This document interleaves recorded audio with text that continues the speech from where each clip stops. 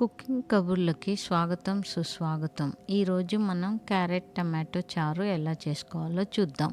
ఇంకా ఆలస్యం చేయకుండా ఈ రెసిపీలోకి వెళ్ళిపోదాం. ఒక గిన్నెలో కొంచెం మంచినీళ్ళు తీసుకొని ఒక 3 క్యారెట్లు మధ్యకి కట్ చేసి అందులో వేసేయండి. ఒక టమాటో తీసుకొని దానికి ఘాట్లు పెట్టి వేయండి. ఒక 3 వెల్లుల్లి, ఒక 8 పచ్చిమిరపకాయలు, ఒక చిన్న అల్లం ముక్క, కొద్దిగా చింతపండు కడిగి ఈ నీళ్ళల్లో వేసేయండి.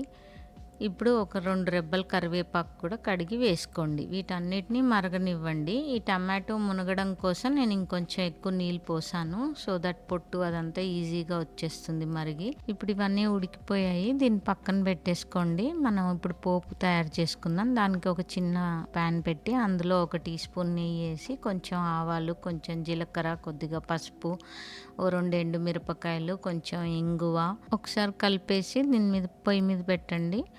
ఇప్పుడు ఒక 3 వెల్లుల్లి సన్నగా కట్ చేసుకొని వేయండి. మీకు కావాలంటే వేసుకోవచ్చు, లేకపోతే లేదు. 4 రెబ్బల కరివేపాకు కూడా వేయండి.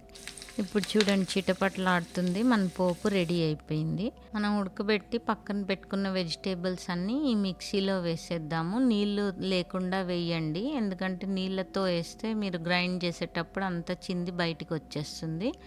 అండ్ నేను ఇక్కడ టమాటోకి పొట్టు తీసి వేస్తున్నాను ఈరోజు. మీరు కావాలంటే పొట్టు ఉంచేసుకొని వేసుకోవచ్చు.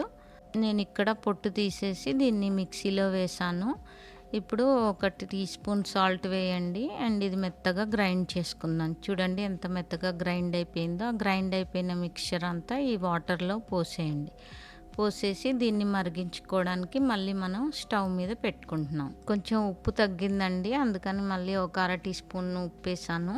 నేను కొంచెం జీలకర్ర తీసుకొని దీన్ని ఇలా బాగా నలిపి ఇందులో వేసాను. డైజెషన్కి మంచిది. దీన్ని ఒకసారి కలిపేసి ఈ మరిగే చారులో ఇంకొంచెం కరివేపాకు వేసుకుంటే దాని సువాసనే చాలా బాగుంటుందండి. మనం పక్కన పెట్టుకున్న పోపుని ఈ చారులో వేసేసి కలిపేయండి. మన యమ్మీ యమ్మీ క్యారెట్ టమాటో చారు రెడీ.